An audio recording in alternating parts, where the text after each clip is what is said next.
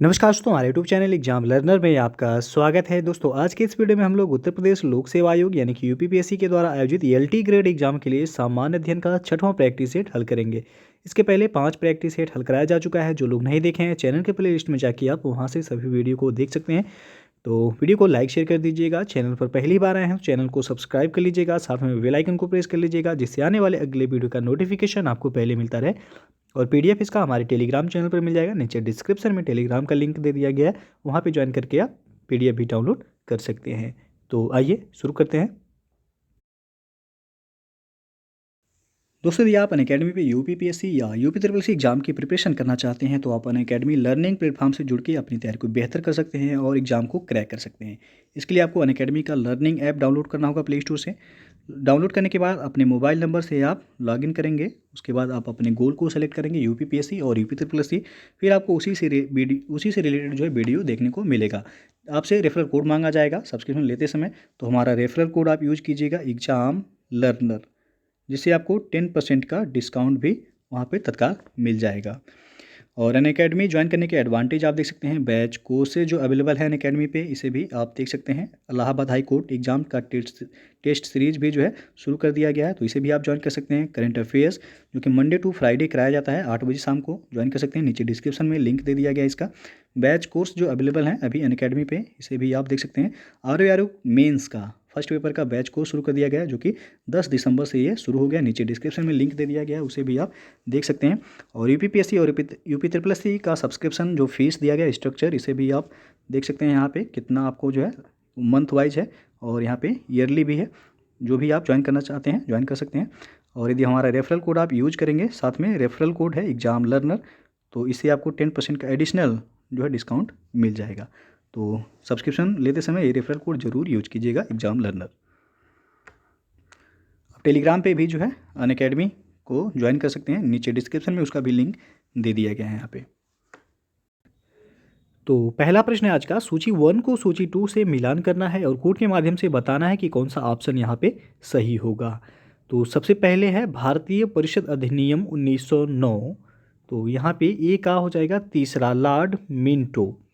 तत्कालीन भारत सचिव मार्ले एवं वायसराय लॉर्ड मिंटो द्वारा सुधारों का भारतीय परिषद अधिनियम 1909 पारित किया गया, जिसे मार्ले मिंटो सुधार के नाम से भी जाना जाता है। तो ए का हो जाएगा तीसरा। उसके बाद बी है भारत शासन अधिनियम 1935।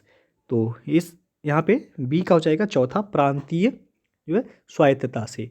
तो भारतीय शासन अधिनियम 1935 के द्वारा प्रांतीय स्वायत्तता की प्राप्ति हुई एवं भारत शासन अधिनियम 1919 जो है ये, इसे मॉन्टेग्यू चेम्सफोर्ड सुधार कहा जाता है। इसके द्वारा प्रांतों में द्वैध शासन यानी कि द्विशासन पद्धति को प्रारंभ किया गया था। तो यहाँ पे डी का हो जाएगा पहला, और लखनऊ समझौता 1916 में हुआ था। तो यहाँ पे डी का बी का हो जाएगा यहाँ पे चौथा। उसके बाद सी का लखनऊ समझौता 1916 दूसरा हो जाएगा। और डी है भारत शासन अधिनियम 1919, जो कि द्वैध शासन पद्धति की शुरुआत हुई थी इसमें। तो डी का हो जाएगा पहला। 3 4 2 1, 3 4 2 1 यानी कि डी ऑप्शन यहाँ पे सही हो जाएगा। दूसरा प्रश्न, निम्न में से किस स्थान पर एक प्रसिद्ध सिख गुरुद्वारा अवस्थित है। तो यह है हेमकुंड। बी ऑप्शन यहाँ पे सही हो जाएगा। हेमकुंड ए चमोली उत्तराखंड नामक स्थान पर एक प्रसिद्ध गुरुद्वारा जो है अवस्थित है। तीसरा प्रश्न है, सूची 1 को सूची 2 के साथ मिलान करना है और कोड के माध्यम से बताना है कि कौन सा ऑप्शन यहाँ पे सही हो जाएगा। तो एक तरफ स्थान है, दूसरी तरफ स्मारक दिया गया है। तो सबसे पहले है एलिफेंटा। तो एलिफेंटा हो जाएगा यहाँ पे गुफा है ये, तो ए का हो जाएगा तीसरा। फिर है सरोवर बेलगोला, तो ये मूर्ति से संबंधित है, बी का हो जाएगा यहाँ पे चौथा। उसके बाद है खजुराहो, तो खजुराहो मंदिर के लिए प्रसिद्ध है, सी का हो जाएगा दूसरा। और सांची स्तूप, डी का हो जाएगा पहला। 3 4 2 1, तो यहाँ पे बी ऑप्शन जो है सही हो जाएगा। चौथा प्रश्न है, निम्नलिखित में से कौन सही सुमेलित नहीं है। एक तरफ है राजवंश और दूसरी तरफ सिक्कों की धातुएं दी गई हैं। तो सही सुमेलित नहीं है कौन सा पूछा गया है। तो यहाँ पे सी ऑप्शन सातवाहन शासकों द्वारा दिया गया स्वर्ण के सिक्के जो है चलाए गए थे, जो कि गलत है। सातवाहन शासकों द्वारा अल्प मात्रा में सोने और चांदी के सिक्के जारी किए गए थे, बाकी सभी यहाँ पे सुमेलित हैं। पांचवा प्रश्न है, निम्नलिखित जोड़ों में से कौन सा जोड़ा सही नहीं है। तो इसमें डी ऑप्शन दिया गया, भारत में राज्यों की संख्या 26 है, गलत है। भारत में राज्यों की संख्या वर्तमान में 28 है और 8 केंद्र शासित प्रदेश हैं। तो डी ऑप्शन सुमेलित नहीं है, बाकी सभी जो है यहाँ पे सही है। और छठवां प्रश्न है, निम्नलिखित राज्यों में से कौन सा राज्य बांग्लादेश से अपनी सीमा नहीं बनाता है? तो है नागालैंड। बी ऑप्शन सही हो जाएगा। नागालैंड की सीमा बांग्लादेश से नहीं लगती है, नागालैंड की सीमा म्यांमार के साथ जो है स्पर्श होता है। सातवां प्रश्न है, ग्रेट हिमालय की ऊंचाई क्या है?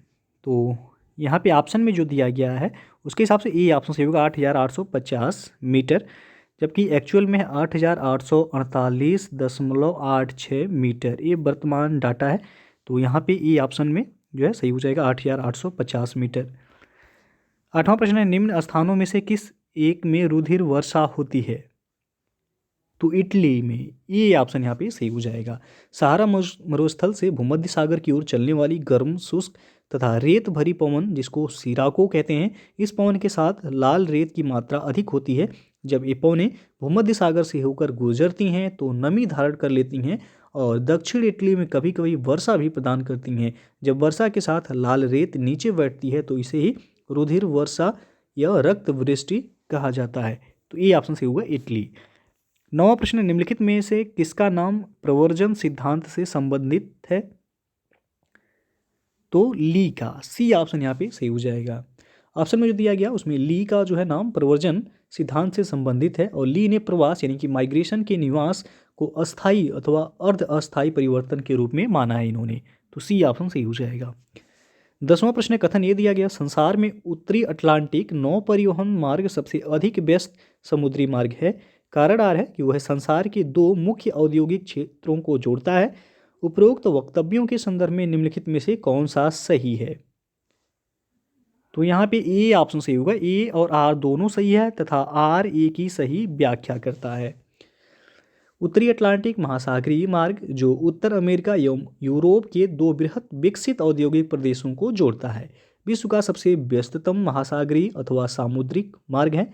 और इस हिसाब से आप देखेंगे तो ए और आर दोनों सही है और आर ए की सही व्याख्या भी करता है। 11वां क्वेश्चन है, निम्नलिखित में से कौन सी बासमती चावल की संकर प्रजाति है? तो ए ऑप्शन सही हो जाएगा, पूसा RH10। पूसा RH10 बासमती चावल की ये संकर प्रजाति है।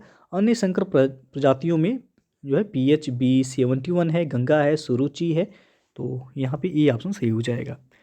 12वां प्रश्न, गेहूं की अच्छी खेती के लिए निम्नलिखित में से कौन सा परिस्थिति समुच्चय आवश्यक है?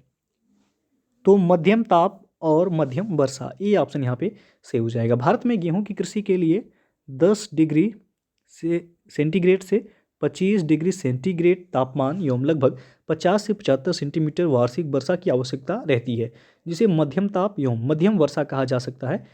तो ये ऑप्शन यहाँ पे सही हुआ।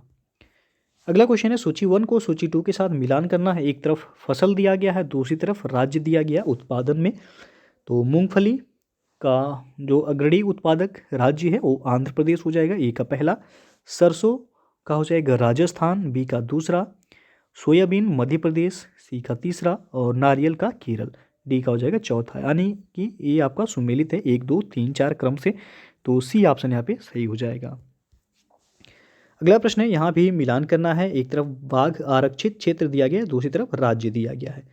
तो बांदीपुर सबसे पहला है, ये कर्नाटक में है, आपको पता होगा। तो यहाँ पे ए का हो जाएगा दूसरा। मेलघाट ये महाराष्ट्र में है, तो बी का हो जाएगा चौथा। और बुक्सा ये आपका पश्चिम बंगाल में है, तो सी का हो जाएगा पहला। और पाकुई तो ये अरुणाचल प्रदेश में है, डी का हो जाएगा तीसरा। 2 4 1 3, तो यहाँ पे बी ऑप्शन सही हो जाएगा। अगला क्वेश्चन है, विश्व बाघ शिखर सम्मेलन 2010 आयोजित किया गया था कहाँ पे? तो ये आयोजित हुआ था पीटर्सबर्ग में, डी विकल्प यहाँ पे सही हो जाएगा। और पूछा जाता है यहाँ पे कि प्रोजेक्ट टाइगर की शुरुआत कब हुई थी?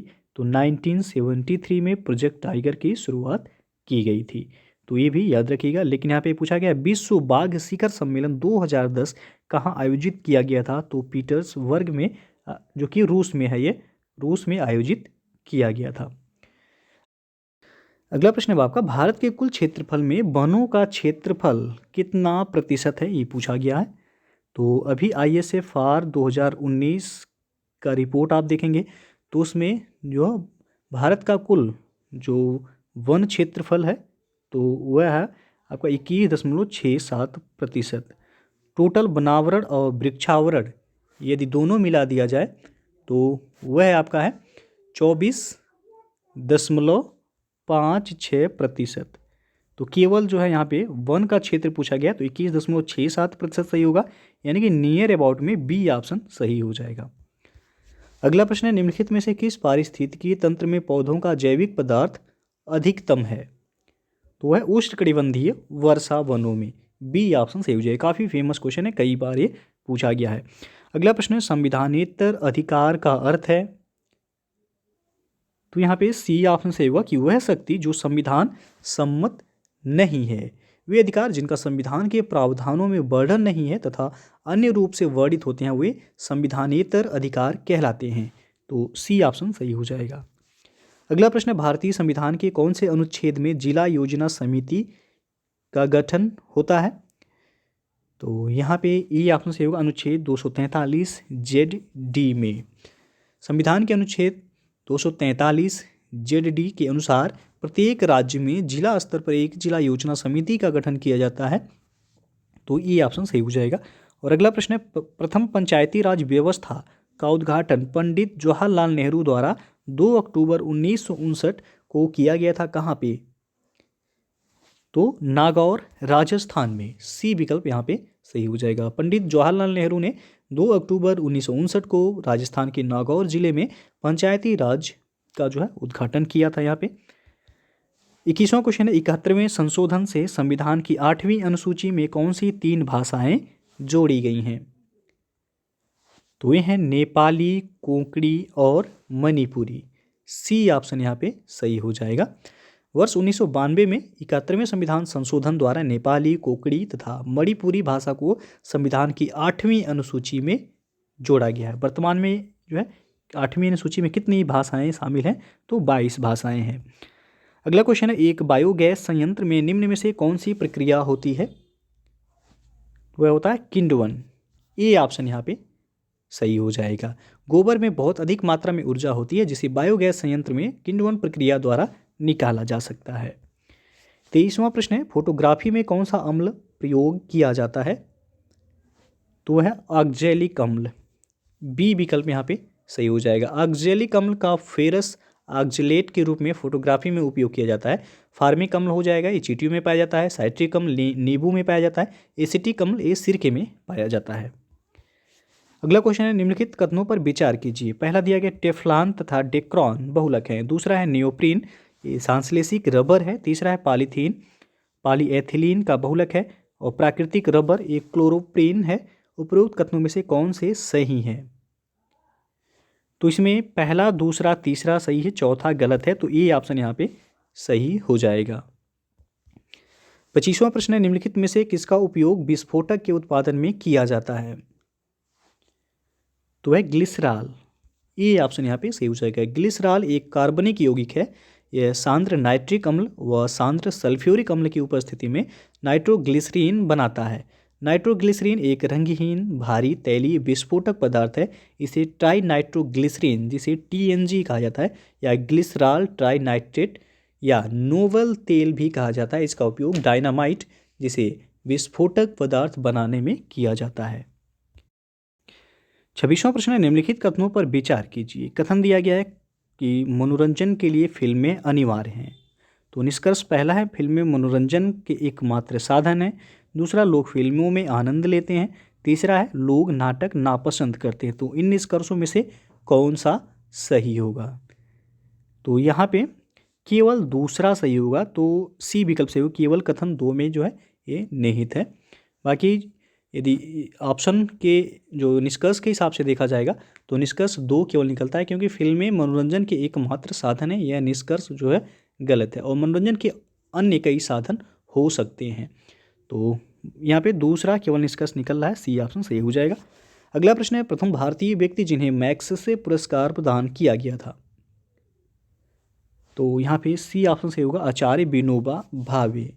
मैग्सेसे पुरस्कार प्राप्त करने वाले प्रथम भारतीय विनोबा भावे थे, और विनोबा भावे ये भूदान आंदोलन के लिए जाने जाते हैं। अगला क्वेश्चन है, एक सारणी दी गई है, यहाँ पे आप देख सकते हैं AYZCWBXE लिखा हुआ है। इसमें लुप्त अक्षर को ज्ञात करना है, यानी कि ये वाली कॉलम में क्या होगा ये बताना है। तो यहाँ पे आप देख सकते हैं ये जो क्रम दिया गया, ए का अपोजिट जो है जेड होता है, उसके बाद बी का अपोजिट वाई होता है, सी का एक्स होता है, तो डब्लू किसका अपोजिट है, डी का। बी ऑप्शन यहाँ पे सही हो जाएगा। अगला क्वेश्चन है, उत्तर प्रदेश का गुरु पूर्णिमा पर्व समर्पित है किस ऋषि को, तो ऋषि व्यास। ये ऑप्शन यहाँ पे सही हो जाएगा। उत्तर प्रदेश का गुरु पूर्णिमा हिंदुओं और बौद्धों दोनों के लिए महत्वपूर्ण है। यह पर्व हिंदू पंचांग कैलेंडर के अनुसार आषाढ़ महीने यानी कि जून अगस्त के पूर्णिमा के दिन मनाया जाता है, और हिंदू इस वर्ष को महान संत व्यास की स्मृति में मनाते हैं, जबकि बौद्ध इसी दिन भगवान बुद्ध के सम्मान में मनाते हैं, जिन्होंने इसी दिन सारनाथ यानी कि जो कि वाराणसी में अपना पहला उपदेश दिया था। तो ये ऑप्शन यहाँ पे सही होगा।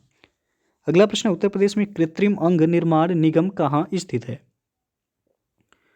तो ये कानपुर में है। सी विकल्प सही हो जाएगा। भारतीय कृत्रिम अंग निर्माण निगम एक लाभ निरपेक्ष निगम है जो सामाजिक न्याय एवं अधिकारिता मंत्रालय के अधीन भारत सरकार के तत्वाधान में कार्य कर रहा है, और शारीरिक रूप से विकलांग लोगों के लाभ के लिए पुनर्वास साधन और कृत्रिम अंग घटकों के निर्माण और आपूर्ति के लिए वर्ष 1972 में स्थापित हुआ था, और वर्ष 1976 में इससे उत्पादन शुरू किया गया था। और उत्तर प्रदेश में भारतीय कृत्रिम अंग निर्माण निगम कानपुर में अवस्थित है, तो सी विकल्प यहाँ पे सही हो जाएगा।